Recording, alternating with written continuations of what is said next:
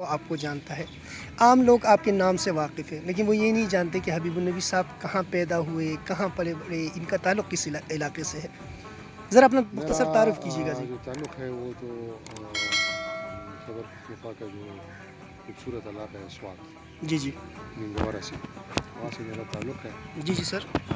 وہاں کی میری پیدائش ہے, وہاں پہ پلا بڑا, گریجویشن تک تعلیم وہاں پہ حاصل کی. پھر یونیورسٹی میں, پشاور یونیورسٹی میں ماسٹر اکنامکس میں نے ماسٹر کیا. اس کے بعد پھر معاش کا جو ذرائع ہے وہ تلاش کرنے پڑے, تو ایجوکیشن ڈپارٹمنٹ میں جوائن کیا, جو تعلیم و تدریس کا جو سلسلہ ہے.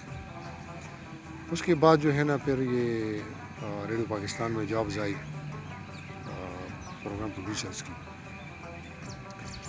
تو وہ ایسا مجھے کوئی تجربہ بھی نہیں تھا ریڈیو کا, میں نے تو سننے کے حد تک تھا کہ پروگرام میں نے سنے تھے بچپن میں, وہی تجربہ تھا. باقی میرے کوئی ریڈیو سے شناسائی نہیں تھی کہ یار یہ کس طرح اس کا کوئی پروسیجر ہوتا ہے. تو وہ اپلائی کیا ہم نے, اس کے لیے پھر ٹیسٹ انٹرویو کے لیے کال آ گئی. اللہ کے فضل و کرم سے وہ ہم نے کوالیفائی کر لیا, اور پھر 3-3.5 مہینے تک آن جاب ٹریننگ ہم نے لی اسلام آباد میں. اس کے بعد پشاور آئے ایز اے پروگرام پروڈیوسر, ہم نے ادھر جوائن کیا. پروگرامز ہمیں جو ہے نا وہ دے دی گئی مختلف پورٹ فولیوز. مجھے پہلا پروگرام دیا گیا تھا وہ نوجوانوں کا پروگرام تھا پشتوں میں, زلمے کل, اور اسی سے ہم نے پھر آغاز کیا.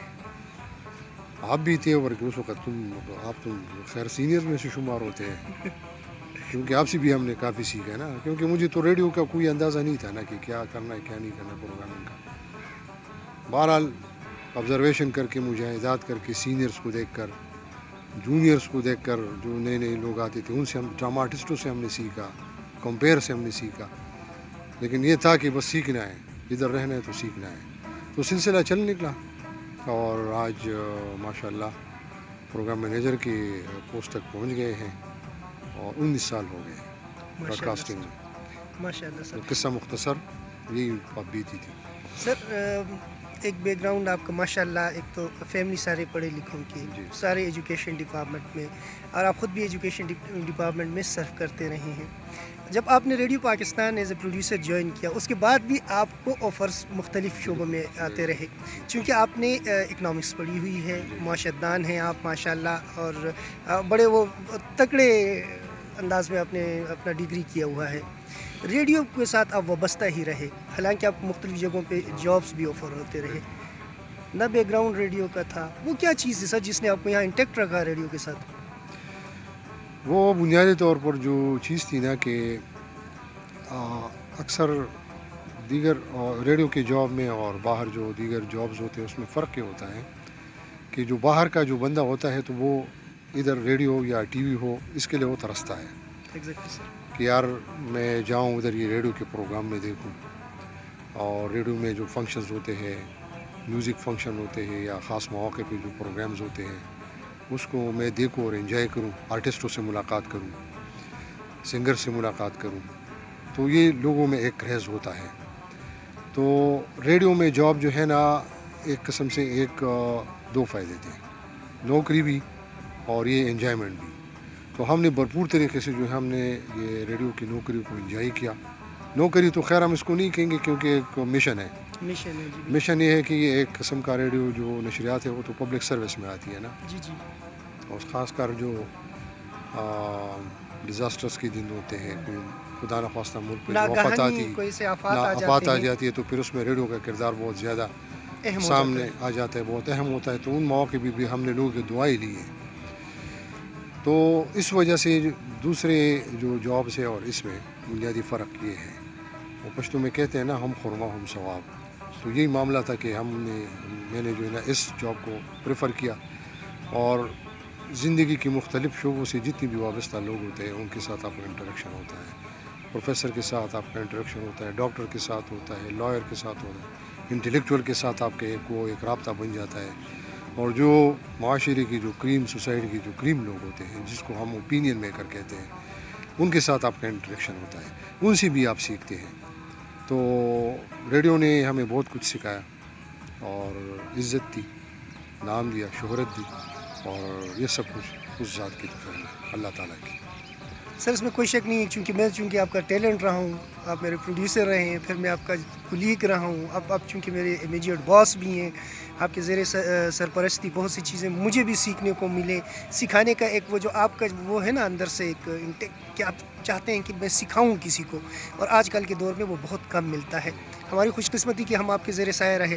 سر یہ بتائیے گا، ایک تو آپ نے بہت سے نوجوانوں کو انٹروڈیوس کیا ریڈیو میں، یہ کریڈٹ آپ کو جاتا ہے، اور یہ دونوں سوالوں کا مجھے اکٹھے آپ جواب دیجیے گا۔ دوسرا یہ کہ آپ نے جو ڈرامے کا وہ پیس تھا اس کو چینج کیا، یہ خیال کیسے آیا؟ ریڈیائی ڈرامے کا پیس آپ نے چینج کر کے رکھ دیا تھا۔ جو نوجوان کو انٹروڈیوس کرنا، یہ تو ہمارے اس میں ایک سروس کا اس ریکوائرمنٹ بھی ہے، ریڈیو کی ریکوائرمنٹ بھی ہے کہ آپ وقت کے تقاضوں کے ساتھ ساتھ نئے ٹیلنٹ کو سامنے لے کے آئے، چاہے کمپیئرنگ ہو، چاہے رپورٹنگ ہو، چاہے میوزک ہو، چاہے ڈرامہ ہو۔ تو یہ ایک ادارے کی بھی ضرورت ہے، ایک پروڈیوسر کی بھی ضرورت ہے، اور ہر ایک پروڈیوسر کی خواہش ہوتی ہے کہ میں ایسے جوہر قابل کو تلاش کروں، ان کو لے آؤں اور ان کے ساتھ جو ہے نا محنت کروں، پھر آگے جا کے جب وہ دیگر نشریاتی اداروں میں جاتے ہیں، یا پرنٹ میڈیا میں جاتے ہیں، یا الیکٹرانک میڈیا میں جاتے ہیں، تو بندہ ایک قسم کا پراؤڈ فیل کرتا ہے کہ یہ میرا شاگرد ہے، دیکھو کتنا آگے گیا ہے، اس طرح کے استاذ کو جو ہے نا فخر محسوس ہوتا ہے۔ دوسری جو آپ نے ڈرامے کی بات کی تھی، تو ٹرینڈز جو ہے نا وہ ہر ایک چیز میں چینج ہوتے رہتے ہیں، اور خاص کر جو آرٹ ہوتا ہے فنون لطیفہ میں، وہ کوئی چیز لفظ آخر نہیں ہوتی ہے کہ آپ کسی خاص رول یا قواعد و ضوابط کو وہ فالو کریں۔ آپ دیکھیں کہ لاسٹ جب سے میں یہ پرائیویٹ میڈیا خصوصاً یہ جب آیا ہے، تو وہ روایتی رپورٹنگ بھی وہ چینج ہو گئی ہے، اور جو ڈاکیومنٹری کا کنسیپٹ ہے وہ بھی چینج ہو گیا ہے، ٹاک شوز کا کنسیپٹ بھی چینج ہو گیا ہے۔ آپ نے جدید دور کے ساتھ چلنا ہوتا ہے، آپ نے لسنر کو، اپنے ریڈیو کے لسنر کو بھی اس طرح سے لے کے جانا ہوتا ہے۔ تو اگر آپ آج دیکھیں فیس بک پہ کوئی ویڈیو آتی ہے یا کوئی واٹس ایپ پہ ویڈیو آتی ہے، تو لوگوں کے پاس اتنا ٹائم نہیں ہوتا کہ وہ اتنی لمبی ویڈیو دیکھیں یا لمبی گفت و شنید سنیں۔ ڈرامے پہ میں نے اس طرح سے کام کیا کہ پہلے وہ وقت کا تقاضا تھا کہ وہ لمبے لمبے سین ہوتے تھے، لمبے لمبے ڈائلاگ ہوتے تھے، اور وہ ڈائلاگ میں جو ہے نا لفاظی بہت زیادہ ہوا کرتی تھی۔ وہ وقت کا اپنا ایک تقاضا تھا، اس وقت کی ایک ضرورت تھی۔ اب ڈرامہ بالکل چینج ہو گیا ہے۔ ڈرامے کا بنیادی جو مقصد ہے وہ ہے کہ آپ سوشل ایشوز کو اجاگر کریں اسپوکن ورڈز میں، عام جو میں اور آپ بیٹھے اور جو باتیں کر رہے ہیں، یہ ڈرامہ ہے، اور اس کو آپ کٹ ٹو کٹ کر لے کے ڈرامے کا سین آپ کا زیادہ آگے نہ جائیں، وہ لوگ بور ہو جاتے ہیں۔ تو اس وجہ سے میں نے اس پہ کام کیا، اور ماشاءاللہ ہمارے رائٹرز جو ہے نا، بنیادی طور پر تو رائٹر کا کام ہوتا ہے، تو انہوں نے میرے اس انداز کو کنسیو کیا، اور ایک ہم نے اس میں نئی جدت لانے کی کوشش کی، اور وہ تو آپ کو پتہ ہے کہ پھر کہاں تک کامیاب رہی۔ بے شک اس میں کوئی شک نہیں ہے، بہت زیادہ وہ جو ایک تجربہ تھا آپ کا وہ کامیاب رہا۔ سر یہ بتائیے گا، آپ چونکہ اسٹیشن ڈائریکٹر چترال بھی رہے ہیں، بھی آپ ملاکنڈ ڈویژن سے آپ کا تعلق ہے، سوات سے آپ تعلق رکھتے ہیں، وہ تجربہ کیسا تھا سر؟ کیونکہ اپنے علاقے سے دور جانا، کیونکہ آپ کی پوری سروس پشاور میں تھی، اور پشاور سے جب آپ پروموٹ ہوئے ایز اسٹیشن ڈائریکٹر آپ چترال تشریف لے گئے۔ میری خوش قسمتی تھی کہ چترال میں ایک عرصہ تقریباً 1 سال تک میں ایز اے پروڈیوسر بھی رہا، تو وہاں کے ماحول سے اور وہاں کے کلچر سے اور وہاں کے لوگوں سے میری کافی شناسائی بہت پہلے سے تھی۔ جی سر۔ تو مجھے بہت خوشی محسوس ہوئی، بلکہ میں نے خود کہا تھا کہ وہی اگر آپ میں مجھے ترقی دے رہے اور ایز اے پروگرام مینیجر، تو پھر آپ مجھے چترال بھیجے۔ تو میں اپنے شوق سے گیا تھا چترال، اور پہلے تو میں سوچ کے گیا تھا کہ وہ چترال چونکہ ایک ٹینور اسٹیشن ہے 1 سال کا، تو میں 1 سال گزار کے پھر واپس آ جاؤں گا، لیکن وہاں پہ جا کے مجھے جو ماحول ملا، جو مجھے لوگ ملے وہاں پہ، اسٹاف جو مجھے ملا بڑا کوآپریٹو اور بڑے مہمان نواز، آپ خود چترال کے، تو مجھے کیا کہ یار میں 1 سال نہیں، میں اور لیتا ہوں، بس ادھر ہی رہوں گا۔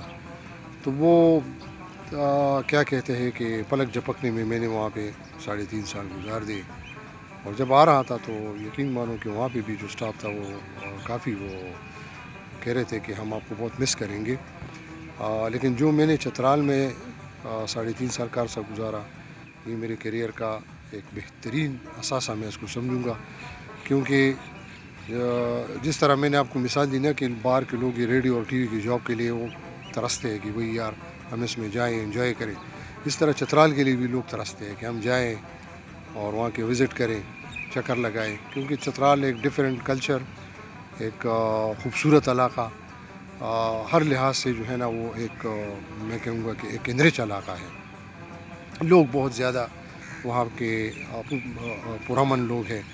اور میں آپ کو ایک انٹرسٹنگ بات بتاؤں کہ چترال میں نے جتنا بھی عرصہ گزارا ہے، میں نے کبھی بازار میں، گھر میں یا گلی کوچوں میں کوئی جھگڑا نہیں دیکھا۔ عموماً اس طرح ہمارے علاقوں میں ہوتا ہے، جھگڑے کرتے ہیں لوگ، ایک دوسرے کو مارتے ہیں، یعنی وہاں پہ کرائم ریشو جو ہے بالکل زیرو ہے، تو یہ وہاں کا ایک پلس پوائنٹ ہے۔ دوسرا یہ کہ ماحول بڑا زبردست ہے، آبادی کم ہے، آپ ادھر بور نہیں ہوں گے، یہ شور شرابہ یہ چیزیں وہاں پہ نہیں ہیں۔ تو اگر کسی کو سکون چاہیے تو میں کہوں گا کہ وہ چترال جائے، 1 مہینہ 2 مہینے وہاں پہ گزارے۔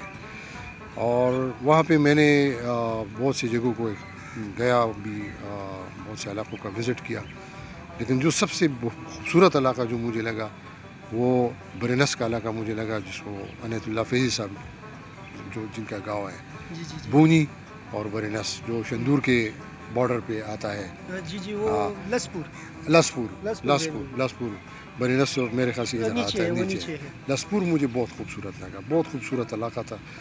اور ایک گرم چشمہ سے اوپر یہ سلیم خان کی طرف ایک علاقہ تھا، تو جولائی میں ہم ادھر گئے تھے، تو جولائی میں وہاں پہ موسم بہار تھی، ادھر موسم مارچ میں ہوتی ہے نا، ادھر جولائی میں موسم بہار کا ہوتا، وہ بڑا انجوائے کیا تھا۔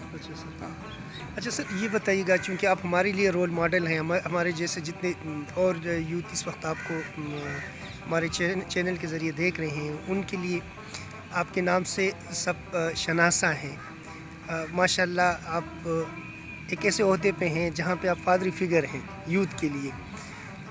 یہ بتائیے گا کہ پیغام کیا ہوگا آج کے دور کے تناظر میں یا دور حاضر کے تقاضوں کو سامنے رکھ کے، بحیثیت ایک پروگرام مینیجر کے، ایک ایسے پیشہ ورانہ شخص کے کہ جس نے براڈ کاسٹنگ کو ایک فلاح کے طور پہ استعمال کیا، وہ پیغام پہنچانے کا ایک ذریعہ اس کو سمجھتے ہیں، تو کیا پیغام ہوگا آج آپ کا؟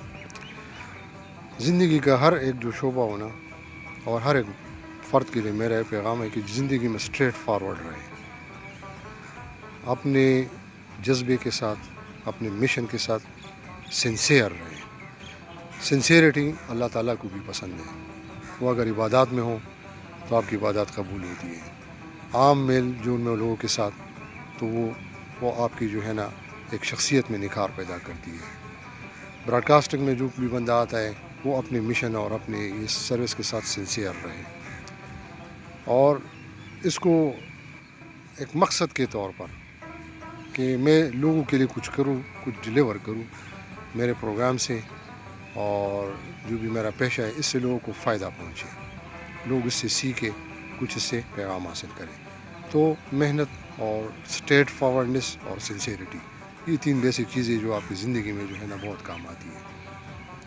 بہت شکریہ حبیب النبی صاحب، آپ آج ہمارے پروگرام میں سلسلہ لالا کا مہمان میں آپ ہمارے مہمان تھے، آپ نے اپنے قیمتی وقت میں سے وقت نکالا، ہمیں آنر دیا، بہت شکریہ sir. Thank you so much لالا۔ Thank you sir, thank you much for being so kind with می۔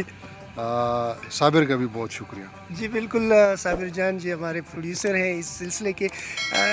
سامعین کرام، ناظرین کرام اور حاضرین کرام، چونکہ یہاں پہ حاضرین بھی موجود ہیں، بہت خوبصورت آج کی نشست رہی میرے بہت ہی محترم جناب حبیب النبی صاحب کے ساتھ۔ یہ سلسلہ یوں ہی جاری رہے گا۔ امید کرتا ہوں کہ آج کا یہ جو پروگرام ہے یہ آپ کو پسند آیا ہوگا۔ اپنے آراء سے ہمیں ضرور مطلع کریں، ہمیں اپنے کومنٹس ضرور دیں، اور اس کے ساتھ ہی اپنے لالا کو، سردار اعظم خان کو اجازت دیجیے۔ اللہ نگہبان۔